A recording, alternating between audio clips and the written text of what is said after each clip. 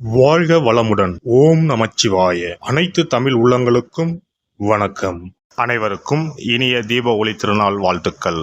நவராத்திற்கு பிறகு சூரிய பகவான் கன்னிராசியில் இருந்து துலாம் ராசிக்கு பயிற்சியாக உள்ளார். இதனால் சில ராசிக்காரர்களுக்கு அவரின் நற்பார்வையால் தொழில் வியாபாரத்தில் முன்னேற்றமும் குடும்ப வாழ்க்கையில் மகிழ்ச்சியும் அதிகரிக்க உள்ளது. சூரிய பகவான் ஒவ்வொரு ராசிக்கும் பயிற்சியாகி அதில் சஞ்சரிக்கும் காலத்தை நாம் தமிழ் மாதமாக அழைக்கின்றோம். அக்டோபர் மாதம் 18ஆம் தேதி முதல் நவம்பர் மாதம் 16ஆம் தேதி வரை துலாம் ராசியில் சூரியன் சஞ்சரிக்கும் காலத்தை நாம் ஐப்பசி மாதம் என அழைக்கின்றோம். ஐப்பசி மாதம் அடைமழை காலம் என்பது பழமொழி. அத்துடன் ஐப்பசி மாதம் ஐஸ்வரங்களை அள்ளித்தரும் மாதமும் ஆகும். இம்மாதத்திற்கு துலா மாதம் என்ற பெயரும் உண்டு. இந்த மாதத்தில்தான் முருகனுக்குரிய கந்த சஷ்டி, சிவனுக்குரிய அன்னாபிஷேகம், தீபாவளி போன்ற சிறப்பு பண்டிகைகள் வருகின்றன.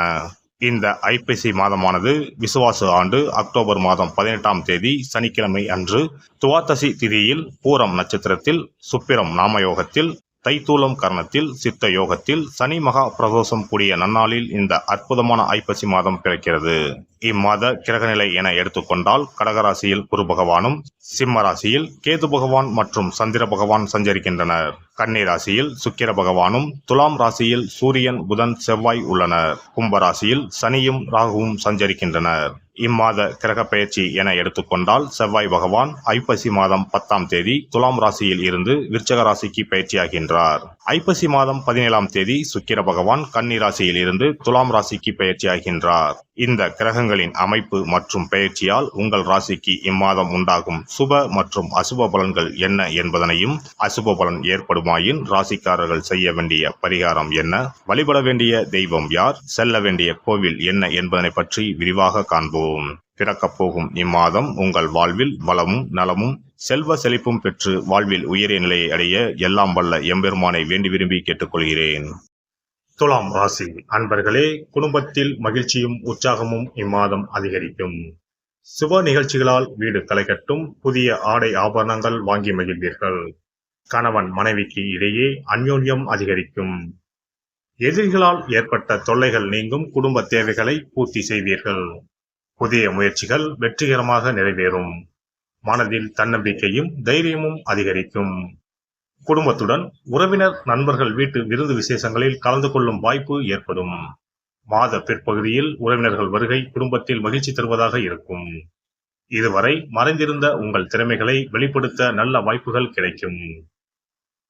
வெளிவட்டாரத்தில் மதிப்பு மரியாதை அதிகரிக்கும். உறவினர்கள் வகையில் எதிர்பார்த்த உதவிகள் கிடைக்கும். சகோதரர்களால் பணவரவுக்கும் சொத்து சேர்க்கைக்கும் வாய்ப்பு உண்டு. குலதெய்வ பிரார்த்தனைகளை நிறைவேற்றி மகிழ்வீர்கள். அலுவலகத்தில் உற்சாகமான சூழ்நிலையே காணப்படும். பணிச்சுமை அதிகரித்தாலும் சக ஊழியர்கள் உங்கள் பணிகளில் உதவியாக இருப்பார்கள். உங்கள் திறமைகள் நிர்வாகத்தினரால் புரிந்து கொள்ளப்பட்டு உரிய சலுகைகளும் பதவி உயர்வும் கிடைக்கும். சக ஊழியர்களுக்கு தேவையான ஆலோசனைகளை சொல்லி வழிநடத்துவீர்கள். வியாபாரத்தை பொறுத்தவரை அபிவிருத்தி உண்டாகும்.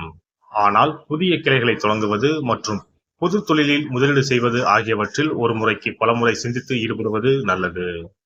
சக வியாபாரிகளால் சில பிரச்சனைகள் ஏற்பட்டாலும் சாமர்த்தியமாக சமாளித்து விடுவீர்கள். பெண்களை பொறுத்தவரை மகிழ்ச்சி தரும் மாதமாக இது அமையும். உறவினர்களிடம் மதிப்பும் மரியாதையும் அதிகரிக்கும். அவர்கள் உங்கள் ஆலோசனைகளை ஏற்று நடப்பார்கள். வேலைக்கு செல்லும் பெண்களுக்கு அலுவலகத்தில் உற்சாகமான நிலையை காணப்படும். எதிர்பார்த்த சலுகைகள் கிடைக்கும். வெள்ளிக்கிழமை தோறும் துர்க்கை அம்மனுக்கு நெய் தீபம் ஏற்றுவதுடன் அர்ச்சனை செய்து வழிபடுவது நன்மை தரும். சங்கடகர சதுர்த்தி அன்று விநாயகருக்கு மோதகம் நைவேத்தியம் செய்து பக்தர்களுக்கு விநியோகிப்பது நன்மையை தரும். ஒரு முறையாவது குல தெய்வத்தையும் இஷ்ட தெய்வத்தையும் ஒரே நாளில் சென்று தரிசித்து வாருங்கள். கடன் பிரச்சனைகள் தீரும். குடும்பத்தில் மகிழ்ச்சி நிலவும். மன நிம்மதி உண்டாகும். சிறப்பு தொகுப்பு. ஐப்பசி மாதத்தில் என்ன வழிபாடு செய்தால் குறையாத செல்வம் சேரும் என்பதனை பற்றி காண்போம். தமிழ் மாதங்களில் 7வது மாதமாக வரும் ஐப்பசி மாதம் பாவங்களை போக்கி புண்ணியங்களை பெருக்கிக் கொள்வதற்கான மாதங்களின் துவக்க மாதமாக கருதப்படுகிறது. ஐப்பசி மாதத்தில் என்னென்ன வழிபாடுகள் செய்வதால் வீட்டில் குறைவில்லாத செல்வம் சேர்ந்து கொண்டே இருக்கும், கடன் பிரச்சனைகளில் இருந்து வெளியே வருவதற்கு வழி கிடைக்கும், என்னென்ன காரியங்கள் செய்தால் வீட்டில் நன்மைகள் பெருகிக் கொண்டே இருக்கும் என்பதனை பற்றி காணலாம். ஐப்பசி மாதம் என்பது மழைக்காலத்தின் துவக்க மாதமாகும். சூரிய பகவான் துலாம் ராசியில் சஞ்சரிக்கக்கூடிய மாதம் என்பதால் இதனை துலாம் மாதம் என்றும் சொல்லுவதுண்டு. தமிழ் மாதங்களில் ஐப்பசி மாதம் என்பது ஐஸ்வர்யங்களையும் கேட்ட வரங்களையும் அள்ளி கொடுக்கக்கூடிய மாதமாக அமைகிறது. குறிப்பாக வீட்டில் செல்வ செழிப்பு குறையாமல் சேர்ந்து கொண்டே இருப்பதற்கு மகாலட்சுமியின் அருளை பெறுவதற்குரிய மிக முக்கியமான மாதமாக ஐப்பசி மாதம் கருதப்படுகிறது. ஐப்பசி மாதத்தில் செய்யக்கூடிய வழிபாடுகளுக்கு பலன்கள் அதிகம். இந்த துலாம் மாதத்தில் காவிரியில் சென்று புனித நீராடுவது மிகவும் சிறப்பானதாகும். ஐப்பசி மாதத்தில் கங்கை உள்ளிட்ட அனைத்து புனித நதிகளும் தங்களின் சக்தியை புதுப்பித்துக் கொள்ளவும் பாவங்களை போக்கிக் கொள்ளவும் காவிரியில் வந்து ஐக்கியமாகி நீராடி செல்வதாக ஐதீகம். அதனால் இந்த மாதத்தில் காவிரியில் நீராடினால் அனைத்து புனித நதிகளிலும் நீராடிய பலனை பெற முடியும். ஐப்பசி மாதத்தில் சிவபெருமானை வழிபடுவது சிறந்தது.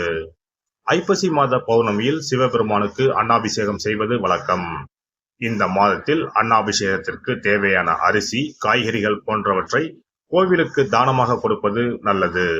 இதனால் வீட்டில் எப்போதும் உணவு பஞ்சம் என்பதே ஏற்படாது. ஒரு அன்னாபிஷேகத்தை தரிசித்தால் கோடி லிங்கங்களை தரிசித்து வழிபட்ட புண்ணிய பலன் கிடைக்கும். அதனால் இந்த மாதத்தில் சிவ வழிபாடு செய்வதும் சிவ கோவில்களுக்கு வேண்டிய உதவிகள் செய்வதும் உளவார பணி செய்வதும் பல மடங்கு அதிகமான புண்ணியத்தை தரும். ஐப்பசி மாதத்தில் வரும் பிரதோஷம் மிகவும் மகத்துவம் வாய்ந்ததாகும். இந்த நாளில் விரதம் இருந்து சிவபெருமானை வழிபட்டால் வேண்டுதல்கள் நிறைவேறும். ஐப்பசி மாதத்தில் காவிரியில் நீராடி துவாதசியில் பெருமாளை தரிசிப்பதால் வீட்டில் தனம் தானியம் பெருகும். குடும்பத்தில் நல்லது நடக்கும். கடன் பிரச்சனைகளில் இருந்து விடுபட முடியும். நாம் வாங்கிய கடன் மட்டுமின்றி பிறவி கடனையும் தீர்க்கும் புண்ணியம் சேரும் மாதம் ஐப்பசி மாதமாகும். ஐப்பசி மாதத்தில் வரும் ஒவ்வொரு வெள்ளிக்கிழமையிலும் மாலையில் வீட்டில் 6 எண்ணெய் தீபம் ஏற்றி மகாலட்சுமியை வழிபடுவது சிறந்தது. இதனால் மகாலட்சுமியின் அருள் எப்போதும் நம்முடைய வீட்டில் நிறைந்திருக்கும். மகாலட்சுமியின் அருட்கடாட்சத்தால் வீட்டில் குறையாத செல்வம் சேரும். கடன் பிரச்சனைகள் தீரும். அதேபோல் ஐப்பசி மாத வெள்ளிக்கிழமைகளில் லட்சுமி குபேர பூஜை செய்வதும் சிறப்பானதாகும். குபேரருக்கு நாணயங்களால் அபிஷேகம் அர்ச்சனை செய்து வழிபடலாம். எல்லாம் வல்ல இறையருளால் நீங்களும் உங்கள் அன்பு குடும்பமும் உடல் நலம், நீலாயுள், நிறை செல்வம், உயர் புகழ், மெய்ஞானம் ஓங்கி வாழ்க வளமுடன். இந்த வீடியோ பதிவு உங்களுக்கு பிடித்திருந்தால் லைக் பண்ணுங்க, கமெண்ட் பண்ணுங்க, ஷேர் பண்ணுங்க, மறக்காம சப்ஸ்கிரைப் பண்ணுங்க, பக்கத்துல இருக்கிற பெல் பட்டனை கிளிக் பண்ணுங்க. நன்றி, வணக்கம். ஓம் நமச்சிவாய. சிவாய நம.